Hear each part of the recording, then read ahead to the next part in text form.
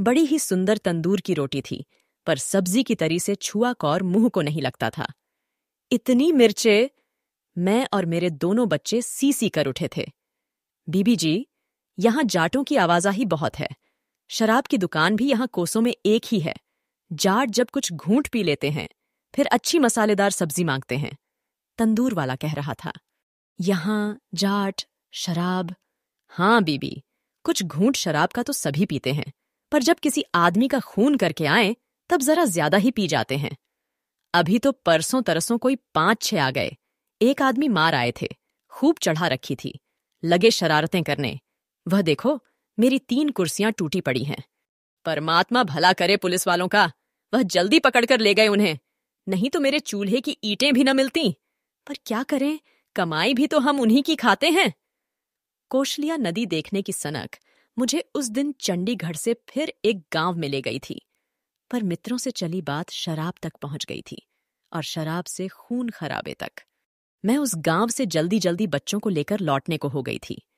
तंदूर अच्छा लिपा पुता और अंदर से खुला था, और भीतर की ओर एक तरफ कोई 6-7 खाली बोरियां तानकर जो पर्दा कर रखा था, उसके पीछे पड़ी 3 खाटों के पाए बताते थे कि तंदूर वाले के बाल बच्चे और औरत भी वहीं रहते थे। मुझे लगा इतना बड़ा खतरा नहीं था। वहां पर औरत की रिहायश थी, इज्जत की रिहायश थी। किसी औरत ने टाट का कांटा मोड़ा, बाहर की ओर झांक कर देखा और फिर बाहर आकर मेरे पास आ खड़ी हो गई। बीबी, तूने मुझे पहचाना नहीं? नहीं तो। वह एक सादी सी जवान औरत थी। मैं उसके मुंह की ओर देखती रही, पर मुझे कोई भूली बिसरी बात भी याद नहीं आई। मैंने तो तुझे पहचान लिया है बीबी। पिछले साल, सच कहूं तो उससे भी पिछले साल तू यहां आई थी ना? आई तो थी। सामने मैदान में एक बारात उतरी थी। हाँ, मुझे यह याद है। वहां तूने मुझे डोली में बैठी हुई को रुपया दिया था। बात याद आई। 2 साल पहले मैं चंडीगढ़ गई थी। वहां पर नया रेडियो स्टेशन खुलना था, और पहले दिन के समागम के लिए मेरे दिल्ली के दफ्तर ने मुझे वहां एक कविता पढ़ने के लिए भेजा था। मोहन सिंह तथा एक हिंदी कवि जालंधर स्टेशन की तरफ से आए थे।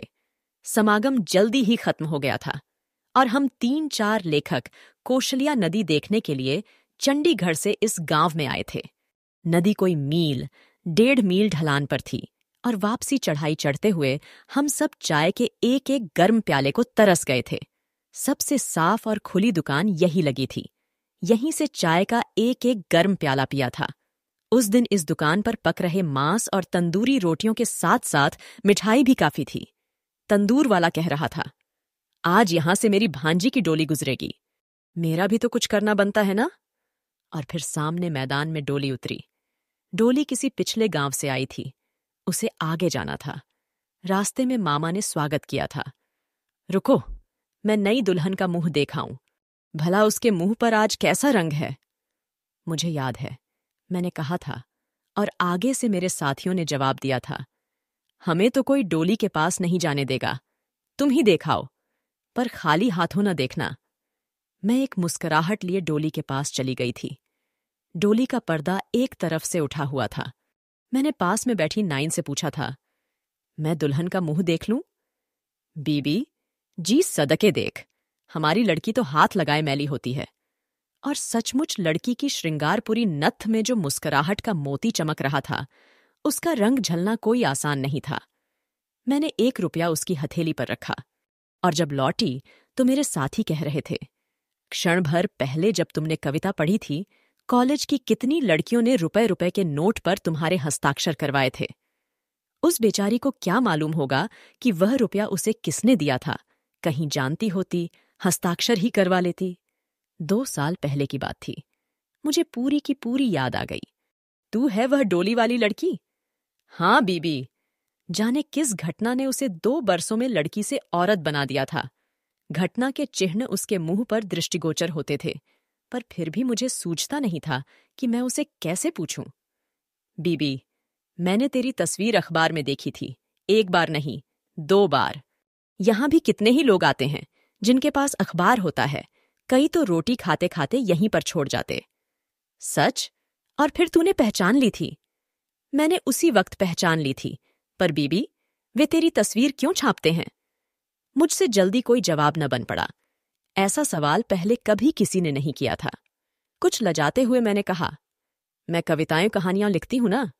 कहानियां? बीबी, क्या वे कहानियां सच्ची होती हैं या झूठी? कहानियां तो सच्ची होती हैं, वैसे नाम झूठे होते हैं ताकि पहचानी न जाए। तू मेरी कहानी भी लिख सकती है बीबी?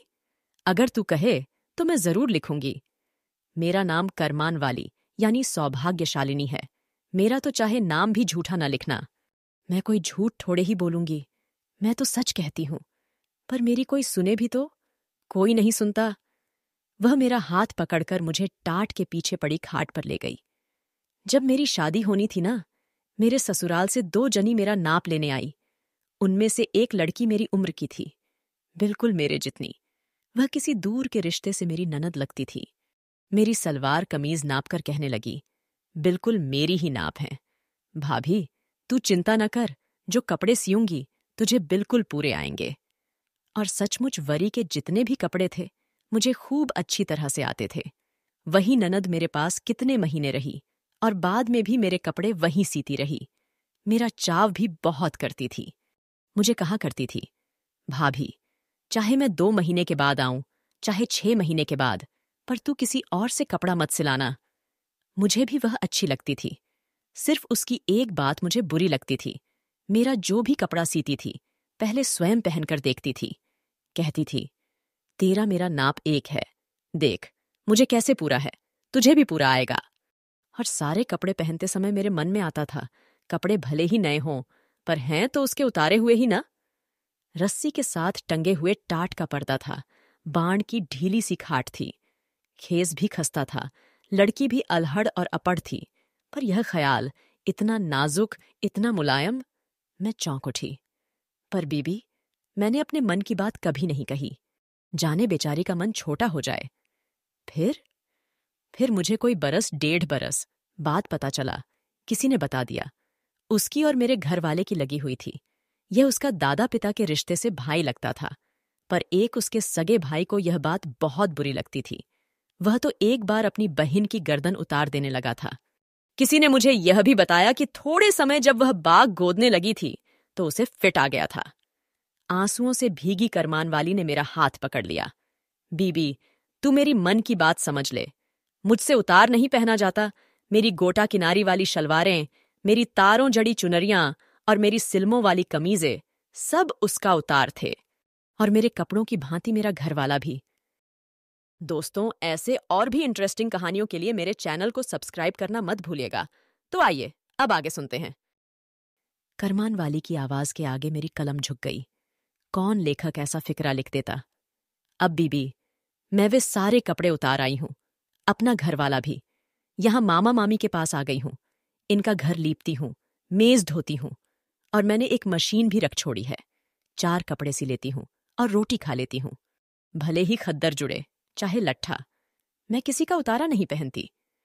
मेरा मामा सुलह कराने को फिर रहा है। मेरे मन की बात नहीं समझता। मैं जैसे जी रही हूं वैसे ही जी लूंगी, और कुछ नहीं चाहती। तू सिर्फ एक बार मेरे मन की बात लिख दे।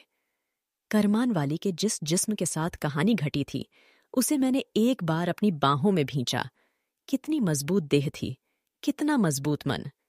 यह चौगिदा, यहां मैं पल भर पहले मिर्चों से शराब और शराब से खून खराबे पर पहुंचती। बात से घबरा गई थी।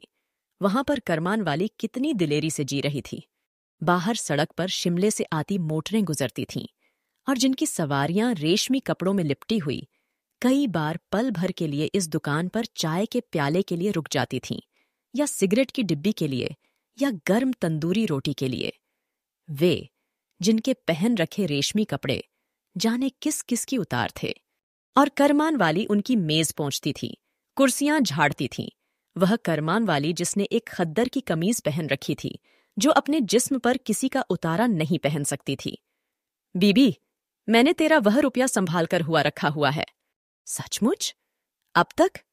हाँ बीबी, वह रुपया मैंने उस समय अपनी नाइन को पकड़ा दिया था, और फिर उसके दूसरे दिन की ही बात थी जब मैंने तेरी तस्वीर देखी थी।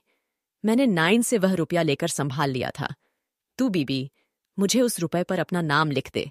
फिर तू जब मेरी कहानी लिखेगी मुझे जरूर भेजना। और करमान वाली ने उठकर खाट के नीचे रखा बॉक्स खोला। बॉक्स में एक लकड़ी की संदूकची थी। उसने रुपए का तह किया हुआ नोट निकाला। मैं अपना नाम लिख देती हूँ कर्मा वालिए। मैंने जाने कितनी लड़कियों के नोटों पर अपना नाम लिखा होगा, पर आज मेरा दिल चाहता है तू मेरे नोट पर अपना नाम लिख दे। कहानी लिखने वाला बड़ा नहीं होता, बड़ा वह है जिसने कहानी अपने जिस्म पर झेली है। मुझे अच्छी तरह से लिखना नहीं आता। करमान वाली लजा सी गई और फिर बोली, मेरा नाम कहानी में जरूर लिखना। मैंने पर्स से नोट भी निकाल लिया और कलम भी। करमान वालिए, आज तेरी कहानी लिख रही हूं। वही रुपए के नोट पर लिखा हुआ तेरा नाम आज इस कहानी के माथे पर पवित्र टीके की भांति लगा हुआ है। यह कहानी तेरा कुछ नहीं संवारेगी, पर यह भरोसा रखना, वे दिल भी इस तेरे टीके को प्रणाम करते हैं जिनके खून का रंग इस तेरे टीके के रंग से मिलता है, और वे माथे भी एक लज्जा से इसके आगे झुकते हैं जिन्होंने अपने गलों में जाने किस किस के उतार पहन रखे हैं। दोस्तों, अमृता प्रीतम की यह कहानी यहीं खत्म होती है। और भी इंटरेस्टिंग कहानियों के लिए मेरे चैनल को सब्सक्राइब करना और प्लेलिस्ट पर जाना मत भूलिएगा।